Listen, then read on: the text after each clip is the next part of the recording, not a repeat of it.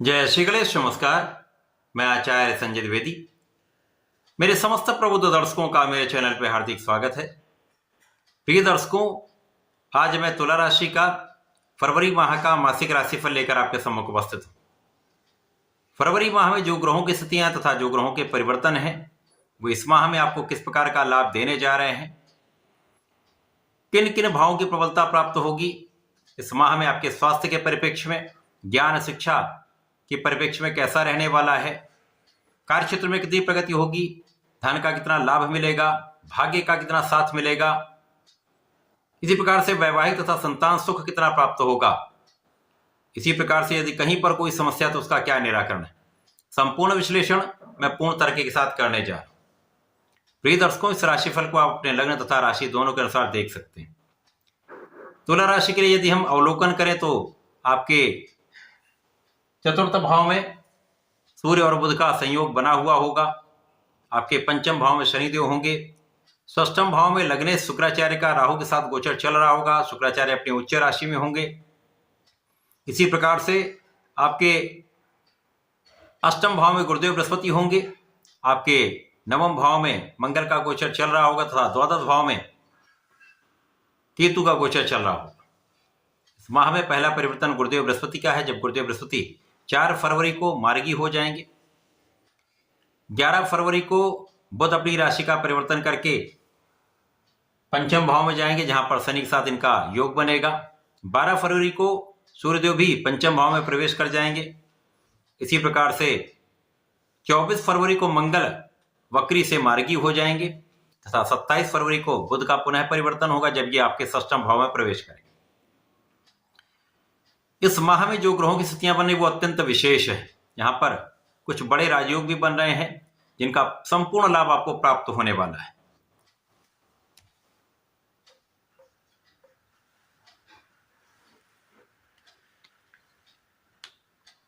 लग्नेश का प्रारंभिक समय में षष्ठम भाव में होना, राहु के साथ होना, यद्यपि अपनी उच्च राशि में होंगे परंतु षष्ठम भाव त्रिक भाव है, रोग ऋण शत्रु का भाव है, तो निश्चित रूप से यहां पर इसका प्रभाव पड़ने वाला है।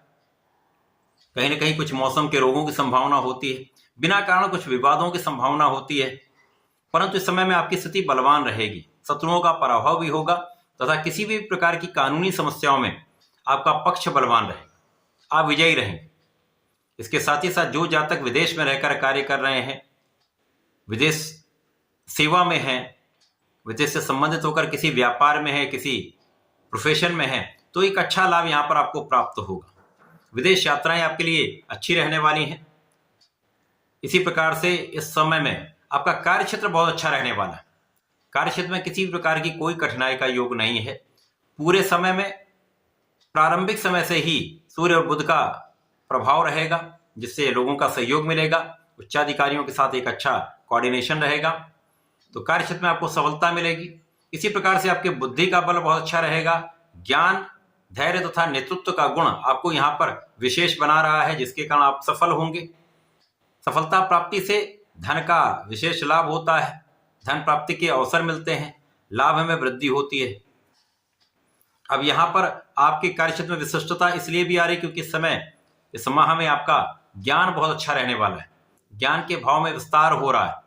आपने जो सीखा है, आपने जो पढ़ा है, आपने जो शिक्षा अर्जित की है, उसका संपूर्ण उपयोग आप अपने कार्य क्षेत्र में करने वाले हैं, जिससे संपूर्ण लाभ आपको मिलेगा। अब ज्ञान और शिक्षा तथा बुद्धि का समन्वय आपको आपके कार्य क्षेत्र में विशेष लाभ देने वाला है। इस समय में आपकी इच्छाओं की पूर्ति का है, ये माह आपकी इच्छाओं की पूर्ति का है, जहां पर शनिदेव का प्रभाव जो जातक शिक्षा ले रहे हैं उनको उनके पढ़ाई के क्षेत्र में बहुत आगे बढ़ाने वाला है, अच्छे परिणामों की प्राप्ति कराने वाला है। इसी प्रकार से इस पूरे माह में कुछ विशेष स्थितियां बन रही जो आपके लिए अत्यंत लाभकारी है। जैसे मंगल का भाग्य भाव में आ जाना, नीच राशि से निकलकर ये भाग्य भाव में जाएंगे तो आपके भाग्य को प्रबल करेंगे, आपके परिश्रम को कई गुना बढ़ाएंगे, परिश्रम का संपूर्ण लाभ आपको दिलवाएंगे। भाई बहनों का सहयोग मिलेगा, विशेष रूप से छोटे भाई का सहयोग पूर्ण रूप से प्राप्त होता है तथा यहाँ पर आपकी ऊर्जा का सकारात्मक उपयोग आप कर पाएंगे। इस माह में जो ग्रहों की स्थितियां, जो ग्रहों के परिवर्तन होंगे, उसमें गुरुदेव मार्गी हो जाएंगे। गुरुदेव यहाँ पर विपरीत राजयोग में है, जिसके कारण कुछ सामान्य रोगों की संभावना रहती है। भोजन से, जो बाहर के भोजन से संबंधित समस्याएं हैं वो होती, पेट के संबंधित रोग होते हैं, परंतु आपकी संपूर्ण सुरक्षा होती है। आप बहुत आध्यात्मिक होते हैं, आपके ज्ञान में वृद्धि होती है, आपके धन में वृद्धि होती है तथा आपके सुखों में वृद्धि का संपूर्ण योग बनता है। इस पूरे समय में आप कहीं ना कहीं सुखों का उपभोग करने वाले, सुखों का लाभ लेने वाले, परंतु स्वास्थ्य पर आपको ध्यान भी देना चाहिए। जब ये मार्गी हो जाएंगे तो विशेष रूप से आपके भाग्य को बलवान करेंगे। बुध जो आपके पंचम भाव में जब जाएंगे तो यहां पर शनिदेव के साथ मित्रवत भाव में होंगे। अगले दिन सूर्य भी पहुंच जाएंगे। तो यहां पर कुछ विशेष स्थितियां बन रही, जब शनि और बुध का परम मित्र का भाव, सूर्य और बुध का बुधादित्य योग, शनि और सूर्य का जो योग बनता है वो पिता पुत्र का भाव है, परंतु इनमें आपस में बहुत मतभेद होते हैं। फिर भी पंचम भाव में होकर ये अत्यंत विशेष इसलिए हो रहा है कि यहाँ पर जो लोग प्रतियोगिता परीक्षा की तैयारी कर रहे हैं, जो लोग सरकारी नौकरी के प्रयास में हैं, वहां पर इसका संपूर्ण लाभ मिलेगा। उनकी इच्छा की पूर्ति होगी, सरकारी नौकरी का प्रयास सफल हो जाएगा।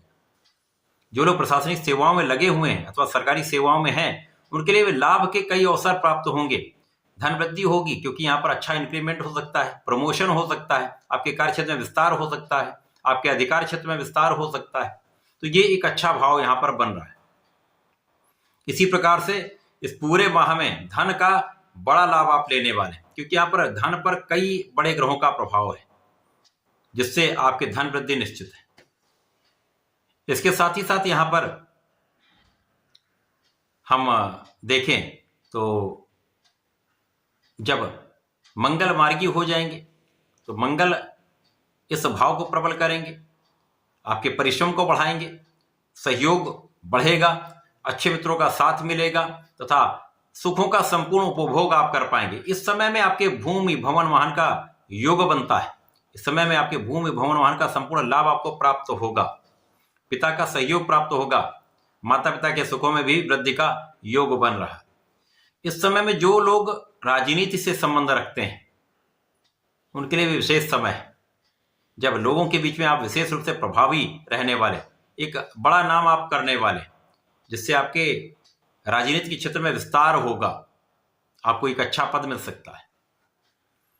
इसी प्रकार से यदि व्यापारिक क्षेत्र में है तो वहां पर धन अच्छा आप लगाने वाले हैं, धन का अच्छा इन्वेस्टमेंट आप करने वाले हैं, जिससे आपको लाभ प्राप्त होगा। लेकिन बड़ा धन कहीं पर एक साथ इन्वेस्ट करने से बचें। सोच विचार कर यदि आप धन लगाते हैं, धन का अच्छा रिटर्न आपको प्राप्त होने वाला है।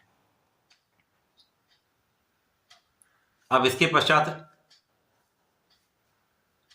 यहां पर शुक्राचार्य अच्छी स्थिति में है, यहां पर वैवाहिक सुख भी प्राप्त होगा,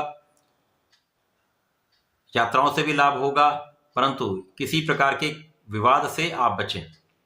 महिलाओं से सम्मानपूर्वक बात करें तथा किसी का अनादर ना करें। इस समय में अपने मित्रों के विवाद से विशेष रूप से दूर रहें। जो स्वार्थी मित्र हैं उनसे आप दूर रहेंगे तो आपके लिए कष्ट का समय नहीं होगा। इस माह में कुछ चीज़ों का ध्यान रखें, खाने पर नियंत्रण रखें तथा स्वार्थी मित्रों से बचें, तो बहुत सारी समस्याओं से आप बचेंगे। जब बुध आपके षष्ठम भाव में जाएंगे तो यहाँ पर आपको सावधान रहना चाहिए, क्योंकि बुध आपके लिए द्वादश के भी स्वामी हैं, इसके साथ ही साथ आपके भाग्य के भी स्वामी। जब षष्ठम भाव में जाएंगे तो निर्बल होंगे, तो यहाँ पर सोच विचार कर बोलना चाहिए, सोच विचार कर कार्य करना चाहिए। जल्दीबाजी में किसी भी निर्णय पर पहुंचने से बचें।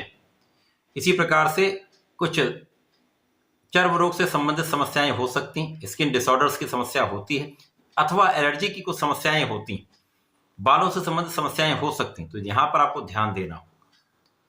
तो ये पूरा माह आपके लिए एक अच्छा लाभ देने वाला है। लाभ में किसी प्रकार की कोई कमी नहीं है, केवल यहाँ पर भोजन पर नियंत्रण, स्वास्थ्य पर ध्यान देना आवश्यक है। यदि आप ऐसा करते हैं तो ये माह आपके लिए विशेष रूप से लाभकारी। पूरे माह में आपको गणपति जी की आराधना करनी चाहिए। ओम गंग गणपतये नमः का कम से कम एक माला का जप कर लें। यदि एक माला नहीं कर पाते तो 27 बार करते रहें। नियमित रूप से करेंगे तो आपको अत्यंत लाभ होगा, समस्याएं कम होंगी, बुद्धि बल श्रेष्ठ होगा। इसी प्रकार से प्रत्येक शनिवार को भगवान भोलेनाथ पर जलार्चन करें। नमः शिवाय पंचाक्षर मंत्र का कम से कम एक माला का जप कर लें, विशेष लाभ प्राप्त होंगे, समस्याएं दूर हों। तो ऐसा करके इसका लाभ लें। धन्यवाद। नमस्कार।